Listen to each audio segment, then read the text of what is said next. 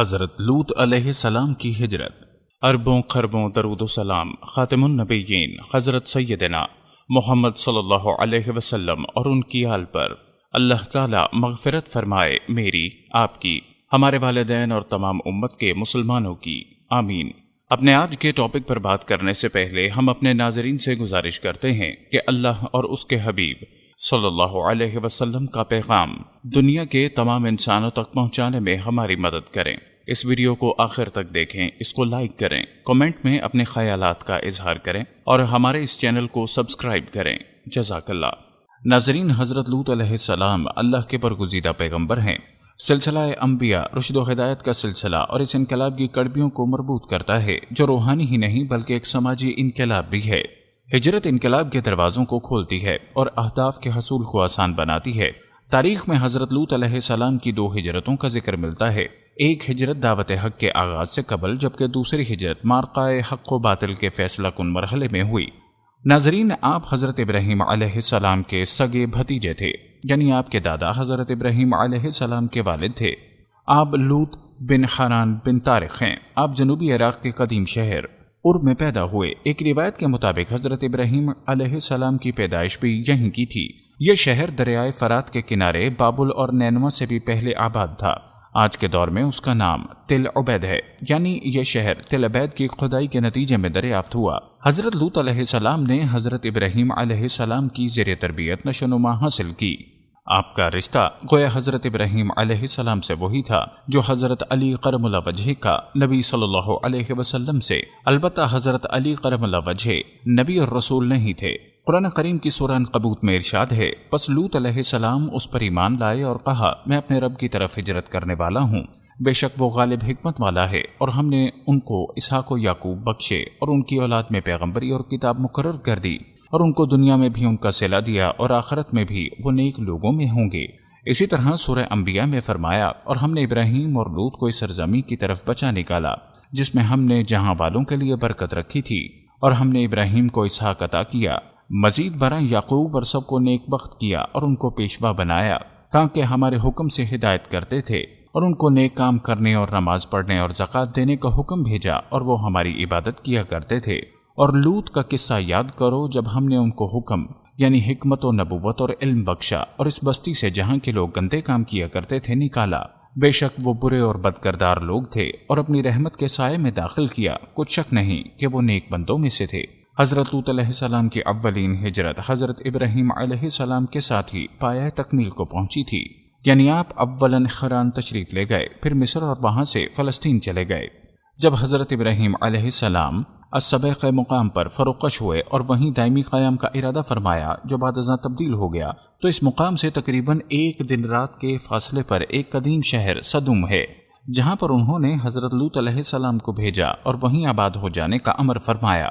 یہ اور اس کے چند ساتھی اور شہر مثلاً آمور وغیرہ میں بھی حضرت لوط علیہ السلام کی قوم آباد تھی۔ یہ علاقے اس وقت بحر میت کے کنارے پر واقع ہیں۔ معروف تاریخ دان مسعودی لکھتے ہیں، اس کے زمانے میں بھی یہ علاقے بے آباد تھے، یہاں کوئی آباد نہیں تھا اور سیاح اسے دیکھنے جاتے تھے۔ اس میں اس وقت خجارہ مسومہ یعنی وہ نشان زدہ پتھر جو قوم لوط پر عذاب کے لیے مقرر تھے اور ان پر آسمان سے برسائے گئے تھے، وہ موجود تھے۔ جب اللہ کے خلیل حضرت ابراہیم علیہ السلام نے اپنی قوم کو اللہ کی رضا کی خاطر چھوڑا اور الوداع کیا، اور آپ کی بیوی بانجھ تھی، ان کے ہاں کوئی بچہ نہ ہوا اور اپنی کوئی اولاد ابراہیم علیہ السلام کے ساتھ نہ تھی، اس وقت صرف آپ کے بھتیجے حضرت لوط بن حنان بن آزر تھے۔ اس ہجرت کے بعد اللہ تعالیٰ نے ابراہیم علیہ السلام کو نیک اولاد عطا فرمائی اور آپ کی اولاد میں نبوت اور کتاب جاری فرمائی۔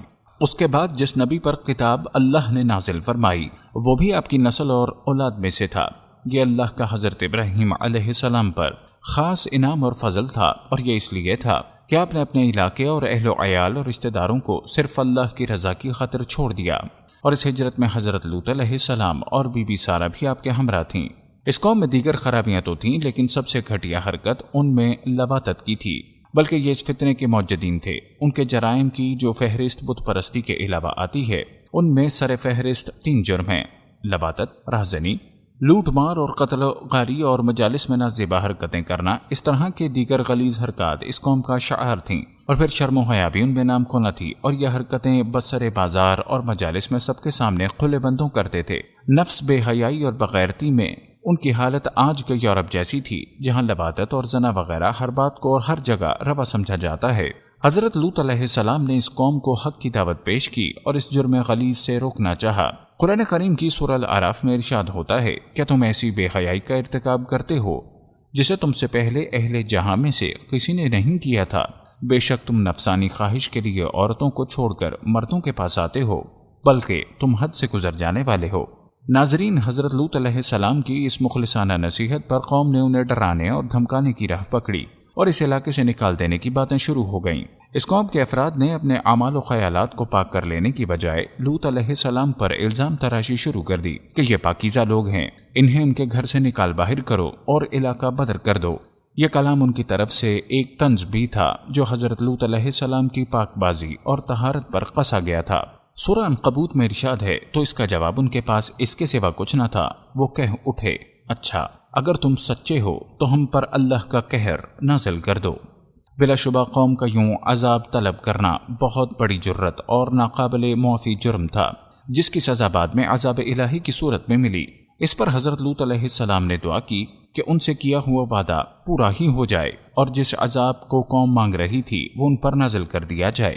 حضرت لوط علیہ السلام کا دستے دعا دراز ہوا اور زبان مبارک پر یہ کلمات آئے جسے سورہ شعراء میں یوں بیان کیا گیا ہے، اے میرے پروردگار، مجھ کو اور میرے گھر والوں کو ان کے کاموں سے نجات دے۔ اسی طرح سورہ عنکبوت میں ارشاد ہوتا ہے، چنانچہ لوط نے عرض کی کہ اے میرے رب، ان مفسد لوگوں کے خلاف میری مدد فرمانا۔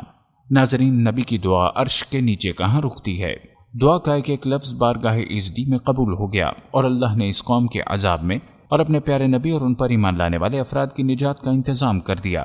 اس مرتبہ یہ نجات ایک ہجرت کے ذریعے تھی۔ اس کو قرآن مجید نے کئی مقام پر بیان فرمایا ہے۔ 3 فرشتے حضرت جبرائیل امین، حضرت میکائیل اور حضرت اسرافیل علیہ السلام کو اس کام کے لیے منتخب فرمایا گیا کہ وہ جائیں اور 2 گھروں میں سے ایک گھر میں خوشخبری سنانے جائیں اور دوسرے گھر میں جا کر عذاب الہی پہنچائیں اور اہل حق کو بچا کر لے آئیں۔ پہلے فرشتے حضرت ابراہیم علیہ السلام کے پاس گئے اور انہیں بیٹے کی بشارت سنائی۔ پھر حضرت ابراہیم علیہ السلام نے سوال کیا کہ کہاں کا ارادہ ہے؟ اس پر فرشتوں نے کہا کہ ہم حضرت لوط علیہ السلام کی قوم کو عذاب دینے کے لیے بھیجے گئے ہیں۔ جب فرشتے حضرت لوط علیہ السلام کی بستی میں داخل ہوئے تو ان کے گھر تک پہنچنے کا تو کسی کو پتہ بھی نہ چلا۔ بعض مورخین کے مطابق انہیں کسی عورت نے دیکھ لیا اور بعض لکھتے ہیں کہ خود حضرت لوط علیہ السلام کی بیوی جو کہ کافرہ تھی نے مومنوں کو دیکھا تھا۔ اس سے پہلے اس نے اتنے حسین و جمیل نوعمر نوجوان کبھی نہ دیکھے تھے۔ اس کی وجہ یہ تھی کہ فرشتے انہیں عذاب میں مبتلا کرنے کی خاطر آئے تھے اور یہ بتانے کے لیے کہ واقعتاً ان کا جرم سنگین تھا جس کی انہیں سزا دی گئی۔ ان فرشتوں کو دیکھتے ہی قوم کے بدبختوں کے اندر شیطانیت جاگ اٹھی۔ اس طرح انہوں نے اپنے اوپر توبہ کے دروازے بند کر لیے اور حضرت لوط علیہ السلام سے بھی گواہی لی۔ اس موقع پر اس عورت نے پوری بستی کے لوگوں کو ان حسین و جمیل نوجوانوں کی طرف متوجہ کیا اور وہ اپنی نفسانی خواہش کی تسکین کے لیے دوڑتے ہوئے سیدھا حضرت لوط علیہ السلام کے گھر پہنچے۔ حضرت لوط علیہ السلام اس صورتحال سے بہت پریشان ہوئے۔ انہوں نے دروازہ اندر سے بند کیا تو قوم نے دروازہ پیٹنا شروع کر دیا۔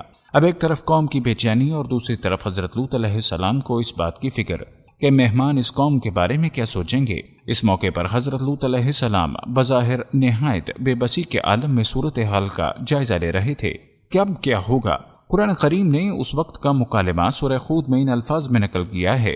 لوط نے کہا، اے میری نافرمان قوم، یہ میری قوم کی بیٹیاں ہیں، یہ تمہارے لیے بطریق نکاح پاکیزہ اور حلال ہیں، سو تم اللہ سے ڈرو اور میرے مہمانوں میں اپنی بے حیائی کے باعث مجھے رسوا نہ کرو۔ کیا تم میں کوئی بھی نیک سیرت آدمی نہیں؟ اس پر قوم نے ترکی بترکی جواب دیتے ہوئے کہا کہ ہمیں تمہاری قوم کی بیٹیوں سے کوئی غرض نہیں اور تم جانتے ہو جو کچھ ہم چاہتے ہیں۔ غرض ان بدبختوں نے حضرت لوط علیہ السلام کو غایت درجہ تنگ کیا۔ اس پر فرشتوں میں سے حضرت جبرائیل علیہ السلام نے حضرت لوط علیہ السلام کو تسلی دی کہ آپ پریشان نہ ہوں، ہمیں اللہ نے اس قوم کو تباہ کر دینے اور ان کے جرائم کی سزا دینے کے لیے بھیجا ہے۔ یہ بدبخت بھلا ہمارا کیا بگاڑ سکیں گے؟ پھر اللہ کی بارگاہ میں اجازت لے کر حضرت لوط علیہ السلام کو تو اطمینان سے ایک طرف بٹھا دیا اور پر جو مارا تو سب اندھے ہو گئے۔ اچانک اندھے ہو جانے پر وہ چلانے اور ایک دوسرے سے کہنے لگے، بھاگو، یہ مہمان تو کوئی بہت بڑے جادوگر معلوم ہوتے ہیں۔ وہ ان فرشتوں کو تو جادوگر کہہ کر بھاگ کھڑے ہوئے، لیکن انہیں یہ بات معلوم نہیں تھی کہ یہ فرشتے انہیں ان کی بدفعلیوں، بدعمالیوں اور گناہوں کی سزا دینے آئے ہیں۔ یہ وہ مقام ہے جہاں سے حضرت لوط علیہ السلام نے ایک اور ہجرت کی۔